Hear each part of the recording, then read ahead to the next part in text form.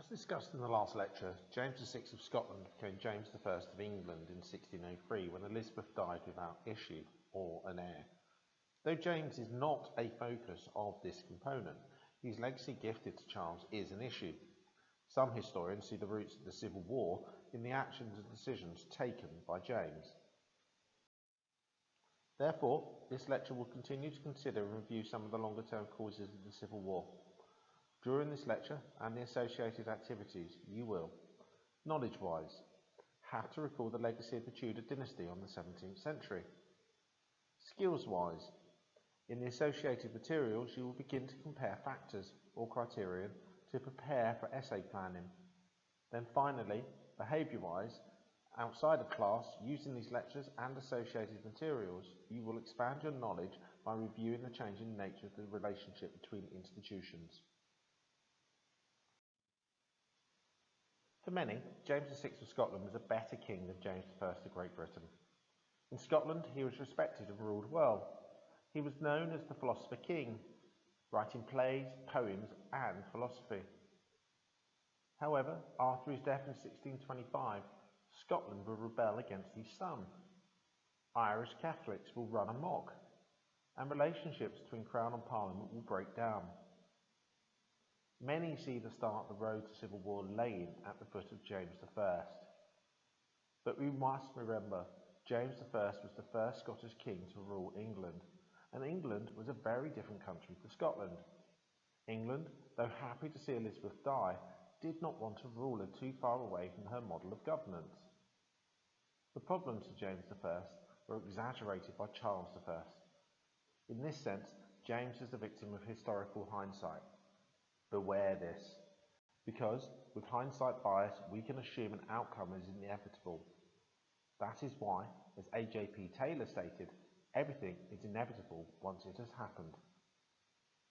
Hindsight bias, or historical hindsight, is realistically how knowledge of the past and of the outcomes of events and processes influence the way historians interpret and write about the past.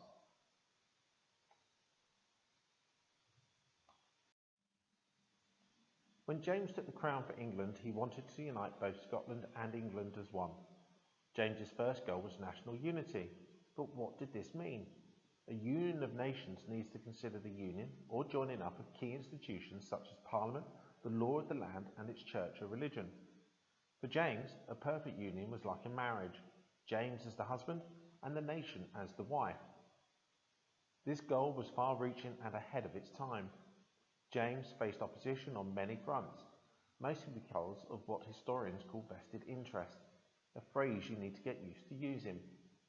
For some, the union of England and Scotland would damage certain areas of power and money, certainly for powerful individuals, reducing their income and influence, both in England or in Scotland. James also faced the issue of blind prejudice. When dealing with certain areas in the past, we cannot use the word racism. This is a term that has little meaning in the 17th century. However, there were equal prejudices for both Scotland and England against each other. They had been a natural enemy for many centuries now. Opposition came from the two different parliaments of England and Scotland. In a union, which parliament was to be supreme? England or Scotland? Where would it sit? Edinburgh or London? With the churches, England's Anglican Church was based on the Elizabethan settlement, while Scotland's churches, the Kirk, were more Calvinist. Which religion would be the national church, the established church? While the laws of both nations were very different, with their roots planted in very different eras. Nevertheless, the Scottish felt James preferred the English versions, where James was the head of the Church of England, whereas the English felt James's power and belief in his God-given right to rule was increasing his authority too much. Whatever the case, the project failed. It will not be until 1707 that Scotland and England have a legal union. Instead, James, adamant in his right, said, "Here I sit and govern it with my pen. I write and it is done, and by the clerk of the council I govern Scotland now, which others could not do by the sword." He said this in an address to Parliament in 1607. He thereby gave himself the title of King of Great Britain. However, he blamed those around him for not warning him of the issues of his plan. James's belief in his God-given right to rule was due to his belief in the divine right of kings. For James, the divine right strengthened his authority over the Church of England, which for James was important after his disagreements with the Scottish Kirk in the 1590s. This supported and gave godly authority to the royal prerogative. A prerogative is basically a right to do or own something. Therefore, James had the right to do something simply because he was king. As such, he saw Parliament as an institution which should do his bidding, not something which should challenge him. He once said, "Encroach not upon my prerogative of the crown.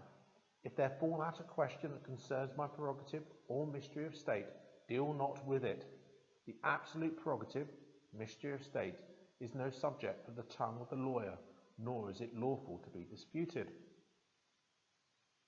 What began to happen was a battle of wills between Crown and Parliament over such issues as finance and the powers of Parliament via its well-established privileges.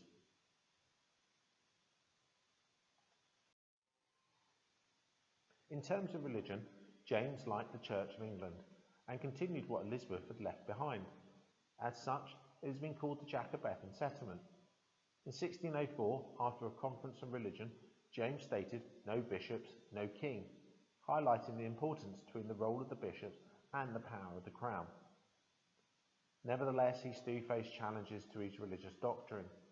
In 1605, the Gunpowder Plot saw the attempt to blow up Parliament, an act that, if successful, would have been one of the worst acts of terrorism. In 1611, the King James Bible was produced, one of the world's biggest legacies in regards to religion. However, 1618 will see the start of the 30 Years' War in Europe, a war between Catholics and Protestants, which will cause issues for James and Charles, but a war which the kings never truly committed to. What can be said is that James was a king who compromised to find a solution, meaning he was unsuccessful in creating unity between his kingdoms.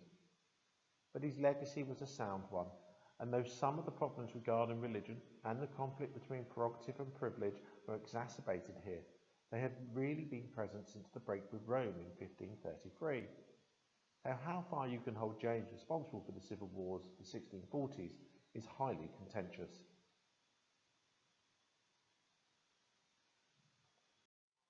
This lecture has continued to consider and review some of the longer-term causes of the Civil War.